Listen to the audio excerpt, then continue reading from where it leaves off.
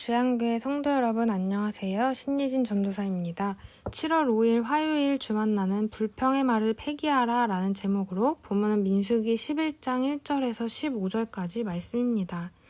민수기에서 가장 대조되는 부분은 이스라엘 백성들을 향한 하나님의 특별한 돌보심, 인도하심, 공급하심이 있다는 것과 그와 반대로 계속해서 원망하고 불평하는 이스라엘의 모습입니다.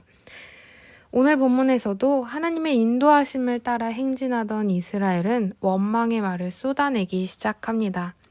특별히 악한 말로 원망하였다는 것은 단순한 불평이나 하소연이 아닌 하나님의 선하심과 구원하심을 완전히 부인하는 불신앙을 뜻합니다.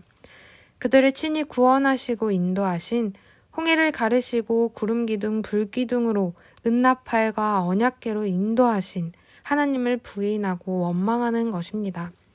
그들의 원망은 하나님의 진노를 받기에 합당하였고 여호와의 불이 진영 끝을 사르게 됩니다. 그리고 이곳을 불타다, 불꽃이라는 뜻의 다베라라고 부르게 되었습니다.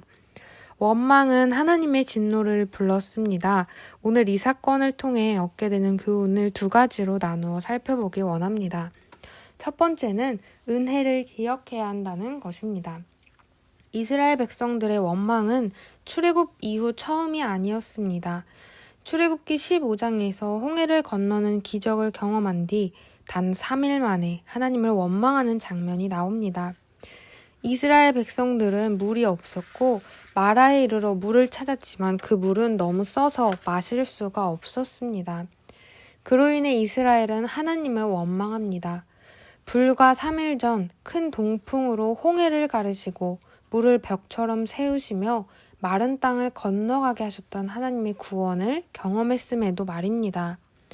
오늘 읽으신 본문도 비슷합니다.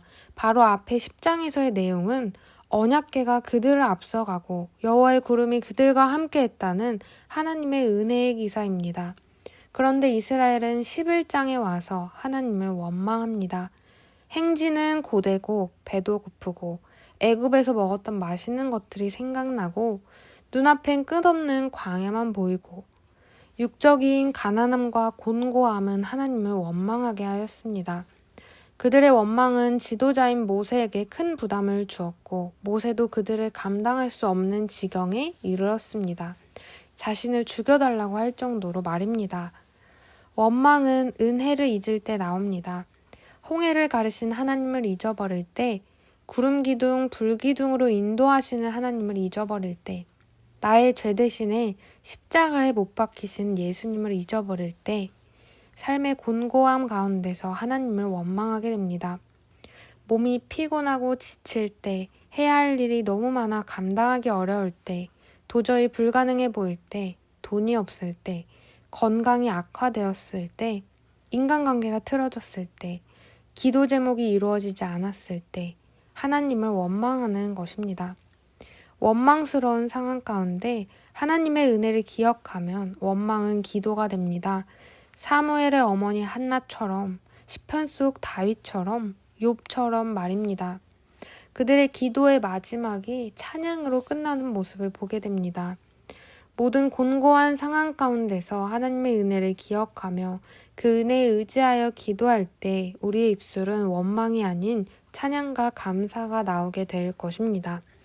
그래서 두 번째는 은혜를 기억하는 사람은 불평 대신에 감사한다는 것입니다.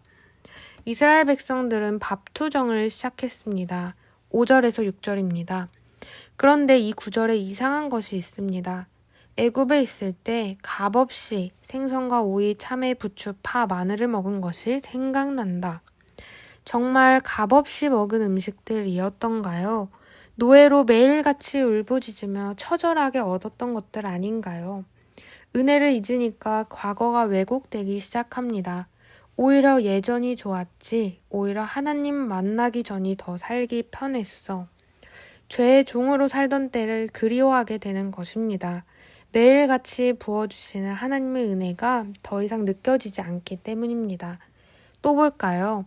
이스라엘 백성들이 만나를 표현하는 구절이 성경 곳곳에 있습니다. 만나를 가장 처음 만났을 때는 출애굽기 16장 31절 꿀 섞은 과자 같은 맛이라고 했습니다. 그런데 오늘 본문 8절에서는 그 맛이 기름 섞은 과자 맛 같았더라 말합니다. 꿀 섞은 맛에서 기름 섞은 맛으로, 그리고 민수기 21장에 가면 표현이 또 달라집니다. 민수기 21장 5절입니다. 백성이 하나님과 모세를 향하여 원망하되 어찌하여 우리를 애굽에서 인도해 내어 이 광야에서 죽게 하는가? 이곳에는 먹을 것도 없고 물도 없도다. 우리 마음이 이 하찮은 음식을 싫어하노라 하매. 하찮은 음식. 하나님께서 주신 만나가 점점 하찮은 것으로 여겨지고 있습니다. 하나님의 은혜가 점점 내 삶과 동떨어진 아무런 힘도 낼 수 없는 하찮은 것으로 여겨지는 것입니다. 은혜를 기억하는 사람은 불평 대신 감사합니다. 아무것도 없는 광야에서 매일같이 만나를 주신 하나님께, 갈 길을 모르는 광야에서 오늘도 나를 인도하시는 하나님께, 쓴물을 달게 하시는 하나님께 감사합니다. 신명기에서 고백하는 광야 생활은 주께서 40년 동안 광야에서 인도하셨는데 몸의 옷이 낡아지지 아니하였고 발의 신이 헤어지지 아니하였다는 것입니다. 넘치지는 않았지만 부족하지도 않았습니다.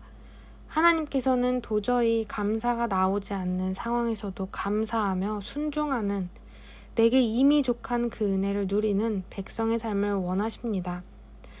말씀을 묵상하는데 자꾸 한 문장이 머릿속에 맴돕니다. 요즘 MZ세대들의 유행어인데요. 오히려 좋아라는 말입니다. 이 말은 생각한 대로 일이 이루어지지 않을 때 우울해하거나 좌절하는 대신 지금 상황을 오히려 좋게 받아들이자는 의미로 쓰입니다. 그런데 이 말이 엄청난 신앙의 고백을 담고 있습니다. 하나님의 주권을 인정할 때 모든 어렵고 힘든 상황은 오히려 좋은 상황이 됩니다. 인생의 광야를 걸어갈 때도 하나님을 진하게 경험하는 오히려 좋은 상황이 됩니다. 하나님의 은혜로 말미암아 오히려 좋은, 절망 속에 감사를 발견하게 됩니다. 하나님의 섭리 안에서 모든 것은 오히려 좋은 상황이 됩니다. 오늘도 하나님께서 모든 상황의 주관자이심을 기억하며 불평과 원망의 말 대신 그래, 오히려 좋아 라고 감사할 수 있는 하루가 되기를 소망합니다.